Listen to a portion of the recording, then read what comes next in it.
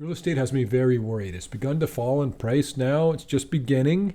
And as always, I'm going to relate this to and tell you what it means for all other aspects of the economy. I'm going to relate it to gold, inflation rates, the American dollar, oil, stocks. I'm going to relate it all to the economy, and then I'm going to relate it all to you. Something's happening with real estate, and it's showing that my premise is starting to play out, and this is a very bad sign for what's to come going forward. So how low will it go? How long is it going to take? Where is the capitulation point where maybe you want to look at getting into a house? Because it's not now. It's not now. So all aspects of the economy, we're going to talk about how it's going to affect everything as real estate prices start to come down. It's the last pillar beneath the table. If this one goes the way of bonds, stocks, cryptocurrencies, that could spell trouble because it's telling you that everything I've been talking about this whole time is playing out. And you don't want what I'm talking about playing out to happen. It's not good. Nothing we say here is intended as personalized trading advice for you. On behalf of myself and the entire Peter Leeds team, we love you guys and we do this for you and we do this because of you, and that is a verifiable fact. You guys will notice something different. Underneath this video, to the bottom right, is a join button. And what are you joining? You're joining the Peter Leeds Army. You're a supporter of the channel. When you do that, you get a little special Peter Leeds icon beside every comment you make, so I can see who's a supporter and who's not. And the longer you're a supporter, the darker color that icon will be. We're going to call out your comments. We're going to make videos about your comments. Everybody can see that you're a supporter. We really need your help. I don't ask you for a lot. I'm asking you for this. Thank you so much. We love you guys. I'm going to tell you in 1 second exactly why real estate and the action in the real estate prices has me so worried. But first, quickly, I want to say, if you took the Academy, the Peter Leeds Academy, and there's a couple of missing videos, that was a very short-term time frame where there was 2 missing videos. I replaced them both. They're both up and running right now. So if you missed the video on the Peter Leeds Academy, go back. It's there now.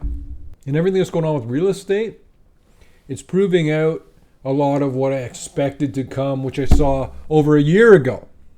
And if you go back to May, if you want to know what I said, instead of me trying to paraphrase it, I'll show you literally, and I quote exactly what I said in May. You may have heard the old adage about selling in May and going away. That's more to do with stocks on the markets. But I think this may be the year where you're going to want to sell in May and go away with your house. And check out this screenshot. I'm going to talk about Toronto here. I normally talk mostly about American markets, American stocks. 90% of my client base is American. I'm an American. I'm a dual citizen, half Canadian too. So I'll tell you about what's going on with one of the most overheated real estate markets in the world, which is even more overheated than that of anywhere in America. Toronto home sales dropped 34.2% in August. And just look at some of these headlines. Toronto home prices dropped 16% in historic 5-month slump. It got worse after that. Toronto home sales down 34% from August 2021. Toronto real estate prices fell an average of $1,000 a day, down over 15% from the peak. That was the peak of delusion when not only cryptocurrencies and stocks were over the moon and out of control and way over their skis, but real estate as well. There's a new person entering forbearance every minute and 4 seconds. So get used to it this year. That's going to be a big theme of where the economy is going. The economy, the housing market, it's all going to be having a lot of downward pressure. And here's some stats from Redfin. When the markets, if you go back just 6 months ago, not that long ago, the markets were overheating so extremely. In the good times at one point, home listings dropped by 37%. Potential buyers at that same time were up 53%. And then what you see is a big drive in real estate prices. Everyone was gobbling up homes. A ton of FOMO, which is no longer an issue anymore. This is from ABC News Nightline. Today, week after week, we see more and more inventory come on the market and demand is down. Broker Justin Itzen says he works in Orange County, California, and he's saying the same thing that a lot of other real estate agents are saying. It was like a switch got flicked. All of a sudden, there's just a complete shift in the mentality of buyers. That's the importance of the psychology of buyers. Home prices are based on what people are thinking in their minds at the time that they're buying or selling, the decisions they make. That's what's driving up home prices. So when their psychology shifts, that implies that the thing that was driving the prices one way, if that changes, there will be a different effect, which means house prices will invariably, necessarily decline in price. A lot of people who couldn't afford their mortgages had unnatural long life, so to speak, where they got away with not being able to pay it for a long time, and now that is expiring, and there's a sudden all this pressure on people who are having trouble in their mortgages. As interest rates increased due to inflation from 2 to 3% last year to between 5 and 6% this month, buyers are more hesitant to take out loans. Get used to it, guys. We did feel a very aggressive slowdown, said Itson. That happened almost overnight. During open houses, it was like, where's all the buyers? Funny how he wasn't talking about this 6 months ago, as I was.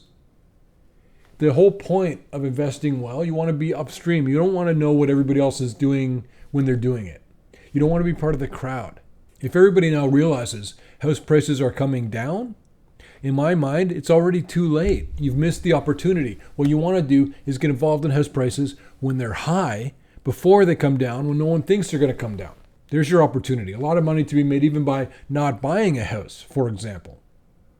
Selling your house and getting ready to pick up a discount bargain not too long in the future. This could be one of those situations where you make 6 figures just by having a little bit of patience. Just wait. The house will be 6 figures cheaper, and that is the price of patience. But patience can be very rewarding.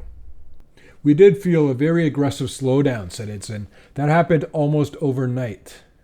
And just to drive my point even a little bit more into the ground, I got 3 articles here from Bloomberg Wealth. Housing slowdown chills investors who supercharged U.S. market. And this is interesting that institutional landlords and small flippers are starting to scale back as higher borrowing costs and slowing sales complicate their strategies. Yeah, when interest rates are going down and real estate's going higher, then yeah, great strategy. When it reverses, as it is now, I hope you saw it coming, but I bet you didn't unless you were subscribed to this channel. Now, what they do to make a living and feed their children no longer works. Anybody who's got a whole bunch of investment houses is about to take it on the chin.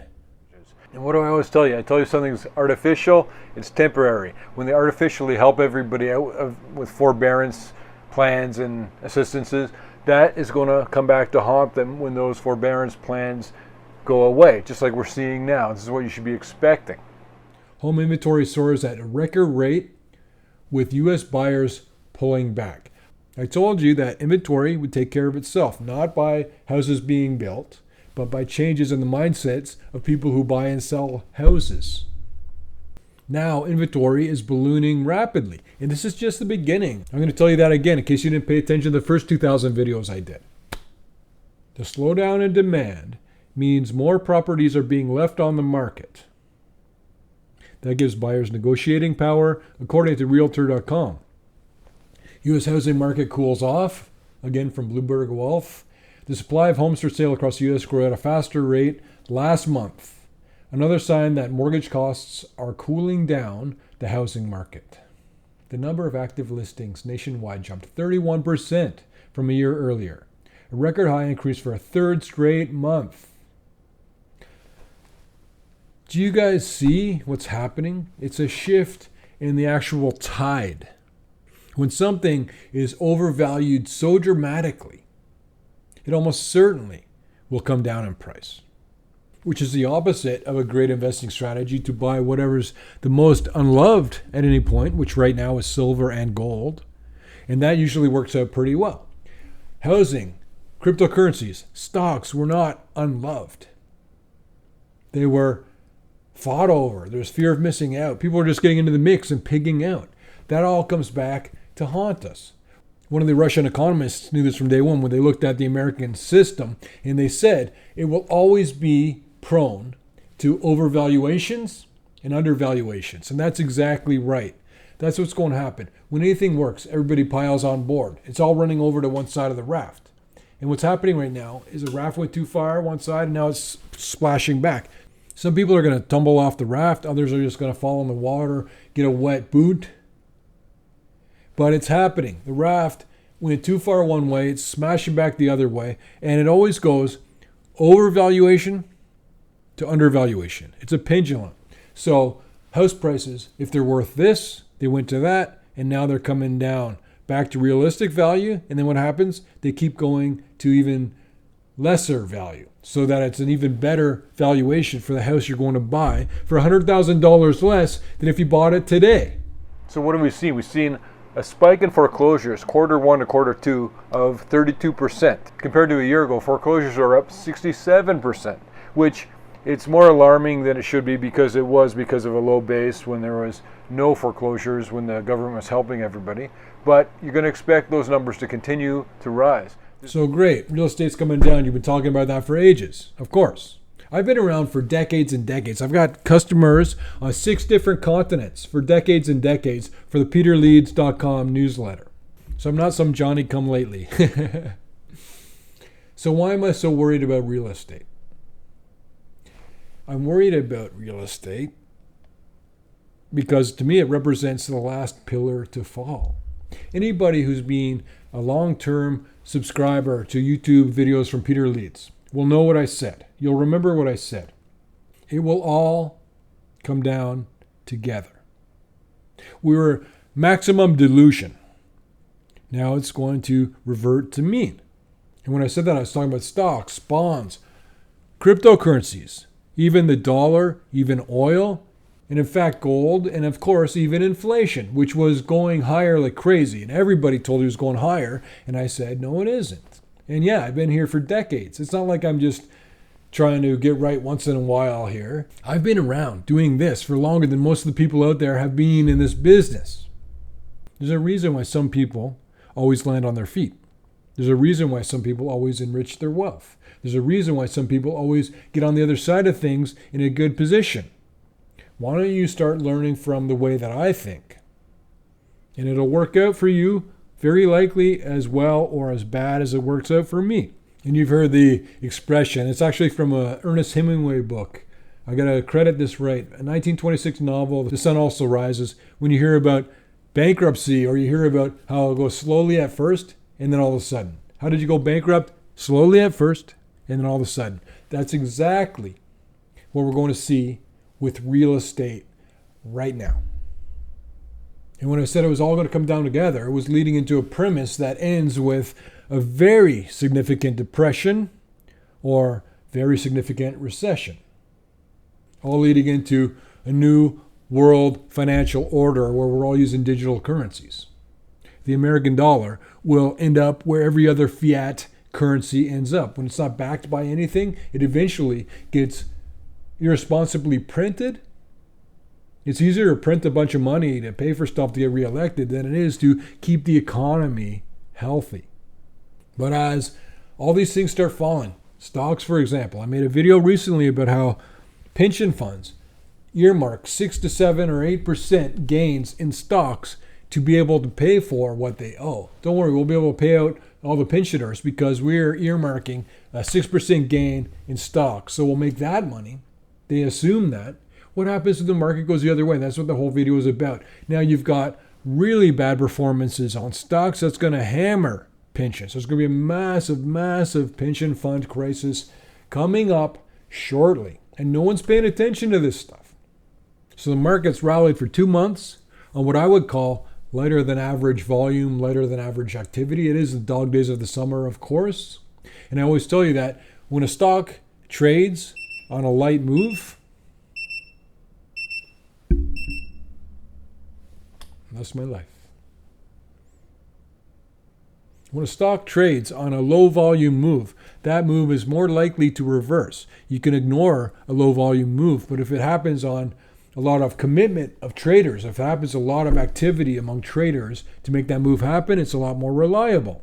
That's why technical analysis does not work for penny stocks very well, except for certain chart setups that I talk about in the 33 Profit Patterns course on peterleeds.com, the charting course. But we've got Dow Jones Industrial. When I checked this out, it was at 31,318, but the peak was 36,953. So in other words, the Dow Jones Industrial is down, give or take, about 15% from its peak. And it was even lower, but a lot of stocks the last couple of months came back up and recovered some of their previous losses. So even so, Dow Jones Industrial Average is still down 15%. S&P's 392 from 479, so in other words, it's down about 20%. And the big one is the NASDAQ, which is down almost 30%. 11,630 from the peak of 16,212. So stocks came down. It's going to affect pensioners. What else came down? Another delusional thing. Cryptocurrencies. They're not delusional in terms of the use case.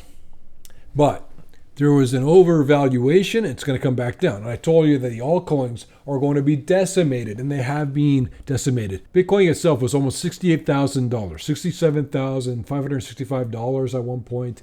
It's now at $19,740. So how much of a decline is that for something that you've been told is going much, much higher? That's a decline of about 70%. A lot of altcoins have gone to zero. A lot of altcoins have fallen more than 70%. A lot of altcoins have also fallen less than 70%. But if you think you would have picked the right altcoin when a bunch of them, thousands, are going to go to zero, then I wish you luck. But this is not the way to play this concept. You can make as much money by trading literally just Bitcoin or Ethereum. And just remember, all the people who told you and told you and told you all these cryptos are going to go so much higher. You got to think about it this way. Like I told you, I have been around for many, many decades doing this. I know what I'm talking about. I don't always get it right. I typically get it right. On that note, nothing we say here is trading advice for you. It's not personalized trading advice. I'm wrong 100% of the time. Am I against Bitcoin and Ethereum? Not at all. I think that we should all load up on Bitcoin and Ethereum when it hits a capitulation point, which means it'll be one more down leg. It's just hugging around the 20,000 price. It's almost range bound at about 21,000, 19,000, in between there for a long time. And the longer that goes on, the more extreme the move that will come out of it. Does it reverse and start going much higher? I don't think so. I don't think it's done, and this is an opinion. I have no specialized knowledge. Don't nerd me out with this stuff. I think that Bitcoin will suffer at least one more down leg, possibly two, bringing it closer to 10,000. And at that point, you absolutely are going to want to load up aggressively. What else has been getting destroyed besides cryptos and stocks? Bonds, for example. This is from CNBC Pro. You know that the Fed will continue to raise interest rates to curb high inflation, but the U.S. economy will likely see some pain. It's talking about Jerome Powell. That was what he said in his speech. The hawkish stance surprised investors and led to a bond-selling rout. Bond yields rise as prices fall. Now, the Bloomberg Global Aggregate Index, a key fixed index benchmark, is within 1 percentage point of trading in a bear market. So you've got bonds losing about 90% of their value since the delusional curtain got pulled back a little bit. Is it done? We're going to find out. This means the benchmark, which tracks total returns on both investment-grade corporate and government bonds, is down almost 20% from its most recent peak that it hit in January 2021. If bond prices fall further and slip 20% from the recent peak, it will be the first time that bonds have been in a bear market since 1981. And gold has been getting hammered on a combination of a really strong US dollar and rising interest rates. But I believe that we've hit the peaks in all of these things. I told you about how we got to maximum US dollar value. I believe it will start to come down pretty aggressively when it does. We also had the absolute zenith of inflation, and it's coming down now, as you're seeing. We had the maximum amount of delusion, which is already being repaired as people are realizing that they don't know what they're talking about. And speaking on inflation, do I think that there will be inflation? Yes, I do believe that we're going to get into hyperinflation. Not now. People are calling for it now. I think they're just a little bit early, which most good economists will always be early. But The government will do what the government always does. They'll recover in a problem by creating more money, debasing the value and the purchasing power of the US dollar, liquefying the global markets with US dollars to the point where eventually that becomes a glut. Eventually there'll be a lot of US dollars not in use coming back to our shores. That's when you get a ton of inflation. And also when the government comes over the top with a massive quantitative easing printing campaign where they make another couple $1 trillion of new US dollar debt. Either then or the time after that when they say, okay, that wasn't enough, we'll do even more. And that first one will be even bigger than all the other quantitative easings leading up to that point. They have to make it bigger to say, okay, well, that's why it didn't work. Now it'll work because it's bigger. So either the first time they do it or the next time they come over the top and go, okay, this time we'll do it even bigger. We won't make any mistake. And they print an insane amount of money. Hello, hyperinflation. Now oil prices are $87 a barrel last I checked. And it hit a high recently, 3 months ago, of $118 a barrel. At which point you were told that it was going much, much higher. And I told you it wasn't. That's a decline of $31 per barrel. But oil is one of the things coming down, but therefore so is gasoline. And I think it was, last I saw, it was like 60 days straight where gasoline declined every day. I don't know if it's still going, but it's been about 60, 80 days of gasoline just declining in value every day. And a lot of times people will wonder, how come oil prices are coming down, but gasoline prices are increasing, which they're not right now. But I'm saying that happens sometimes. They say, oh, they're trying to screw us over during the summer holiday season, driving season. It's because a lot of times gasoline prices are based on the price of oil, yes, but also the refining efficiencies and capacities of the refiners. They have to convert the oil to gasoline and then provide that to the market. That affects the prices too. That's why you can have gasoline increasing as oil prices are declining. Luckily, right now, they're both declining. So it's giving you a brief respite from all the inflationary pressures we've been dealing with recently. Gasoline, oil, that was the biggest one. That was the biggest concern. And even inflation's coming down. This is from CTV. Slower U.S. job gain in August could aid Fed's inflation fight. See, they're starting to get into a little bit about what I was talking about months ago. They're trying to copy me now. The government reported Friday that last month's job gain was down from 526,000 in July and below the average gain of the previous 3 months. The unemployment rate rose to 3.7% from a half-century low of 3.5% in July as more Americans came off the sidelines to look for jobs. I've told you many times, this is an example now of when a low unemployment rate is actually hurting the most valuable portion of any economy, small business. I know many business owners right now who are having trouble hiring the staff that they need.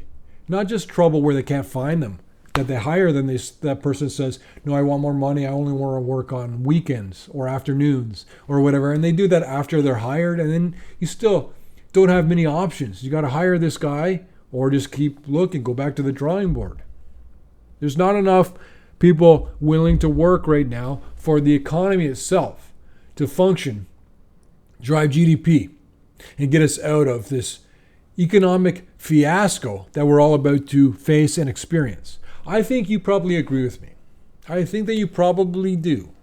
That something big and awful is about to happen with this economy. There's a lot of moving parts and a lot of situations that is uncharted waters, situations we've been in that we've never been in before, that we're in right now. No one knows how this is going to play out. I believe, in my educated and experienced opinion, after my analysis, I believe that this economy, which is much worse than anybody seems to realize, is about to tumble off the tracks. Which any of these things taken in a vacuum, one thing on their own, not a big problem. But when I develop a premise and it leads up and everything plays out like I thought, and then it comes up to the very last point, which is real estate, the most expensive thing that most people buy is their home. And that is a lot of wealth effect. When your home's valuable, it's going up in price, you feel good. You spend more money. You're not as worried financially. But right now, 1 in 5 homeowners who are trying to sell their house have lowered their asking price. Picture you're in a neighborhood with 100 houses, and all of a sudden, 20 of those houses drop their asking price. Number one, that immediately eliminates all fear of missing out. Completely gone. It's like sunlight to mold or oxygen to cancer. It can't live in an oxygenated environment. Same thing with fear of missing out. It cannot exist when prices are being dropped, especially at that rate. 1 out of 5? It's just the beginning. Soon it'll be a stampede, but it's not a stampede yet. It's just people starting to think about stuff. They're like, wait a minute, I don't think that I should keep my house, or I don't think I should buy that house. Maybe I should ask for less. We got to move. The market's coming down. People are changing their mindset. All the opportunities are when people change their mindset. When you're going upstream, What's next? What's next? Don't worry about what everybody else is talking about. That's yesterday's news. I told you about the stuff when you could act on it. And now I'm telling you about new stuff when you could act on it. And then don't wait a couple months and say like, oh, I wish I had listened to him. Just listen to him. 1 in 5 home sellers are now dropping their asking price as the housing market cools. Homes in August sat on the market an average of 5 days longer than they did a year ago. Does it sound like a lot? A year, 5 days? It's a lot. On average, 5 days more. The point is that the amount of time that houses are staying on the market is increasing. And it doesn't just go 5 days more and then stop. It goes 5 days more, and then 6 days more, and then 7 days more. As Peter Leeds always tells you, just wait. The median listing price in August dropped $14,000 in the month. And it doesn't go down $14,000 and stop. Then it goes down 15, 16. Just wait. The average home sold for less than its price for the first time in more than 17 months during the 4-week period ended August 28th, according to Redfin. So what's the point, Peter? Okay, you got my attention. I'm scared enough. What's the point? What can I do about it? What is going to happen next with all of these things? We're going to be dealing with the last vestige or the last pillar in my premise falling, which is real estate. Going forward from here, it will only get worse. We're walking right into what could be the most significant recession that's ever existed, if not an actual depression. There will be a massive deleveraging. When you take on leverage, you borrow money to invest in stocks from your broker, you've got a certain amount of mortgage you're going to take on. Whatever amount of debt most people can take right now, they've taken right now. As interest rates increase, it will make it much more difficult to meet the carrying costs of a lot of these overly leveraged debts, especially if you have leverage for stock market investing and the stock market starts coming down, number one. Number two, doing something that it hasn't done in a long time. Interest rates will continue to rise more. We're not done yet. They won't go to the moon, but they will be increased at least another percentage point, probably more than that.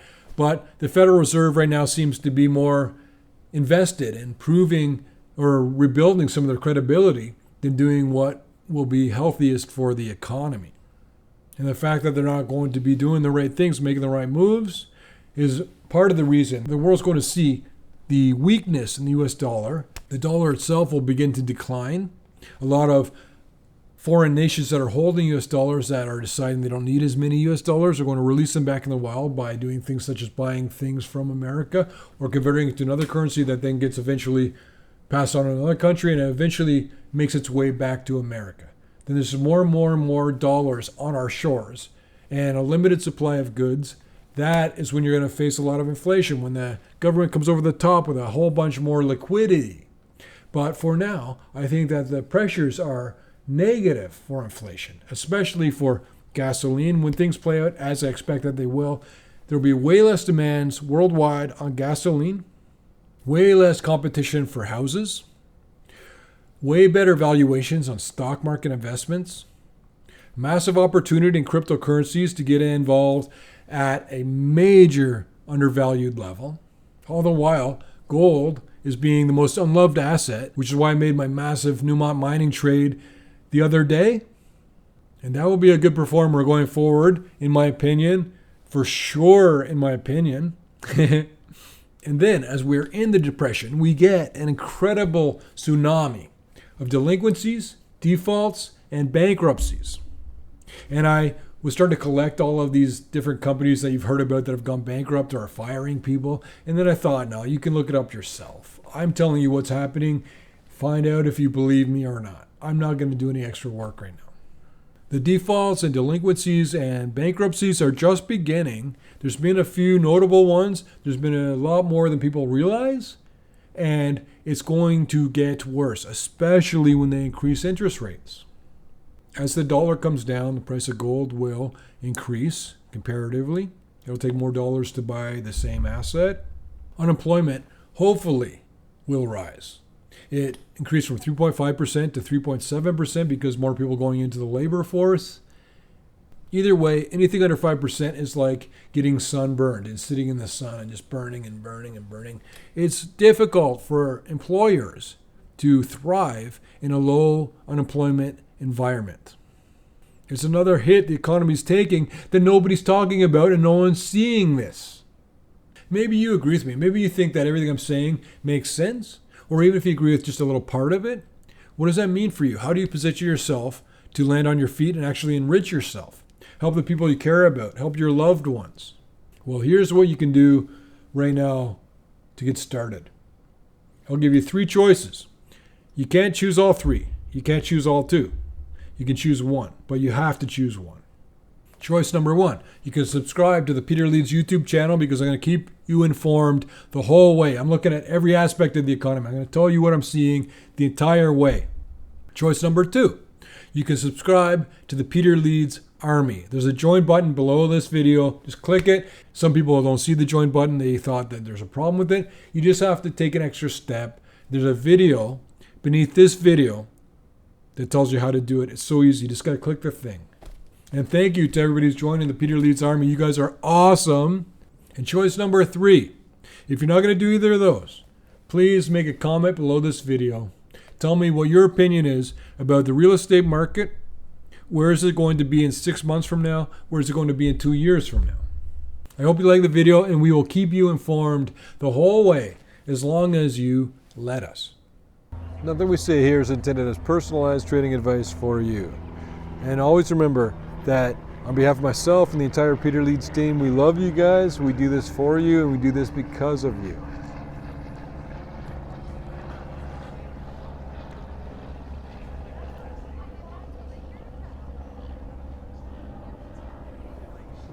Always remember that we don't say, nothing we say here is intended as personalized trading advice for you. On behalf of myself and the entire Peter Leeds team, we love you guys and we do this for you and we do this because of you. And that is a verifiable fact.